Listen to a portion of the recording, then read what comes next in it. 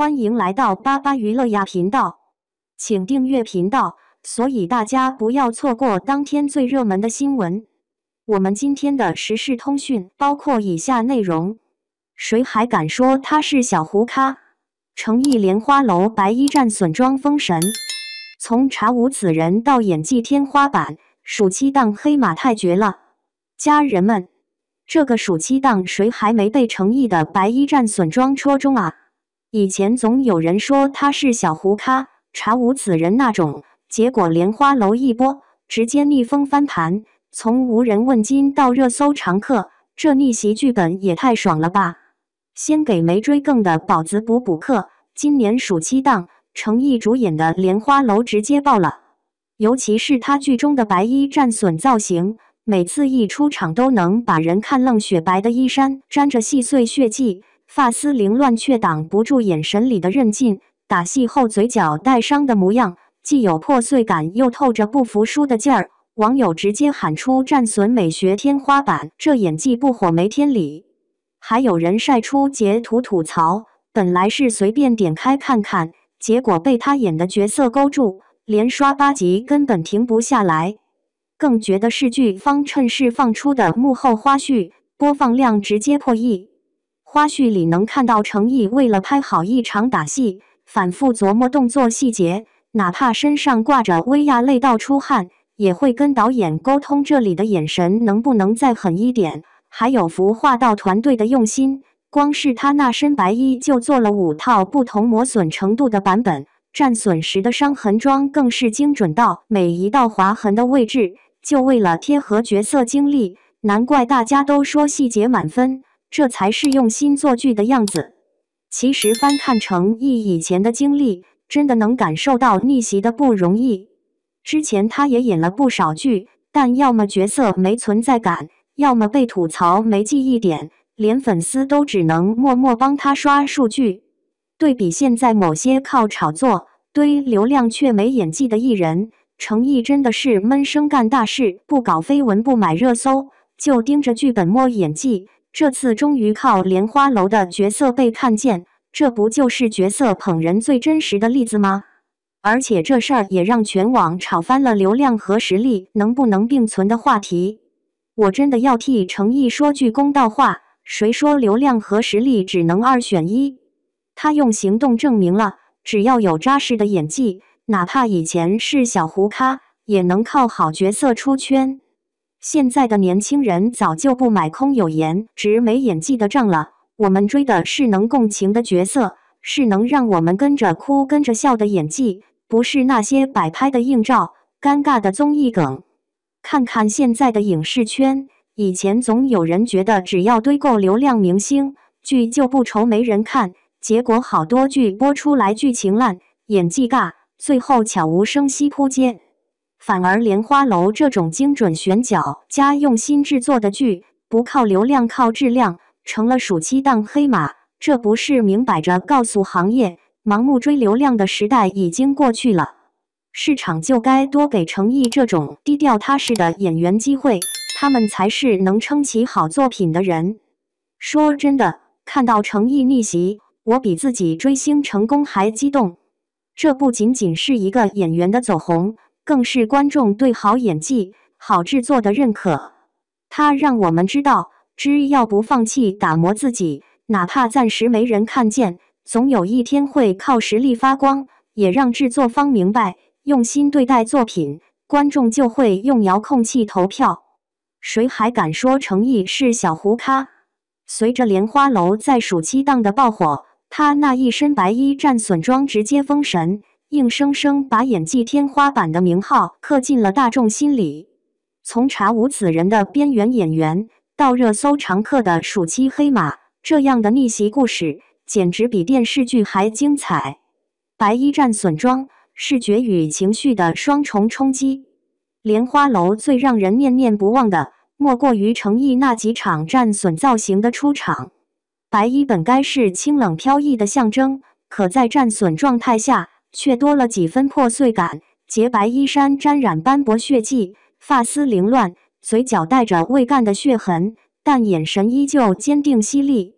那种即便身受重伤也不肯屈服的气质，让观众直呼战损美学天花板。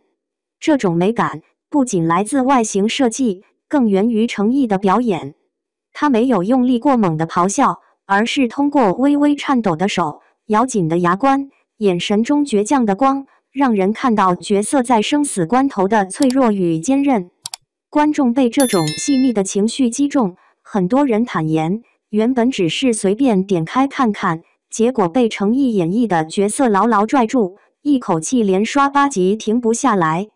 幕后花絮，细节里的用心。剧方在热播期间适时释出幕后花絮，播放量迅速破亿。花絮里，程毅为了拍一场打戏，不断推敲动作的流畅度和角色的心理状态。哪怕吊着威亚累得汗水直流，他依旧坚持和导演沟通，这里眼神能不能更狠一点？这不是敷衍完成任务，而是他对角色的深度理解和尊重。服化道团队同样用心，那一身白衣竟然准备了5套不同磨损程度的版本，每一套对应剧情节点的受伤状态，而战损装更是精确到每一道伤痕的走向和深浅。正因如此，观众才会觉得角色的遭遇真实可信，而不是为了好看而好看。从小胡咖到暑期黑马，逆袭不易。如果翻开程毅的履历，就会明白这次逆袭有多不容易。出道多年，他也参演过不少影视剧，但大多角色存在感有限，甚至被嘲查无此人。哪怕偶尔有热度，也很快被淹没。那时候，他的粉丝只能默默刷数据、写安利贴，希望有人能注意到这个低调努力的演员。相比之下，当时很多人气艺人靠炒作、买热搜、频繁上综艺来维持热度，但程毅并没有走这条路，他几乎不赚绯闻，不刻意营销，反而是潜下心来钻研剧本，磨练演技。终于，凭借《莲花楼》里的角色，他被看见了。这也印证了那句话：角色捧人，永远是真理。实力与流量并非不可兼得。莲花楼的爆火也点燃了一个争论已久的话题：流量和实力能否并存？很多人习惯把演员分为流量派和实力派，仿佛两者必然对立。但程毅用行动证明，只要有扎实的演技，即便一度被认为是小胡咖，依旧能靠角色出圈，收获口碑与流量双赢。如今的观众早已不再买空有颜值、毫无演技的账，我们想看的是能引发共情的表演，是能让我们跟着哭、跟着笑的角色，而不是那些僵硬的摆拍、尴尬的综艺梗。程毅的成功正是这种市场转向的最佳例证。影视行业的启示：过去几年，内娱流行堆流量明星，仿佛只要凑齐几个顶流，剧就一定会爆。但事实却一次次打脸剧情烂、演技尴尬的作品，最终都悄无声息地扑街。反而是《莲花楼》这种精准选角加用心制作的作品，不靠流量靠质量，成为暑期档最强黑马。这不仅是程毅的胜利，更是观众的胜利。他告诉行业，盲目追逐流量的时代已经过去了，市场需要真正的好演员和好作品。制作方若能用心打磨，观众就会用收视和热度投票。观众的共鸣与期待。看到程毅的逆袭，不少观众表示比自己追星成功还激动，因为这不仅是一个演员的走红故事，更是对好演技、好制作的一次集体拥抱。程毅让我们看到，哪怕暂时无人关注，只要不放弃打磨自己，总有一天会凭实力发光。更重要的是，他的经历给了行业一记警钟：演员应该把心思放在作品上，而不是把心思花在流量游戏里。只有这样，才有可能像《莲花楼》一样，真正打动观众。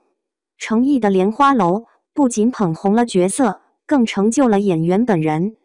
从白衣战损的封神造型，到背后日复一日的努力，他用事实告诉所有人，小胡咖也能逆袭，流量与实力并非对立，好演员终会被看见。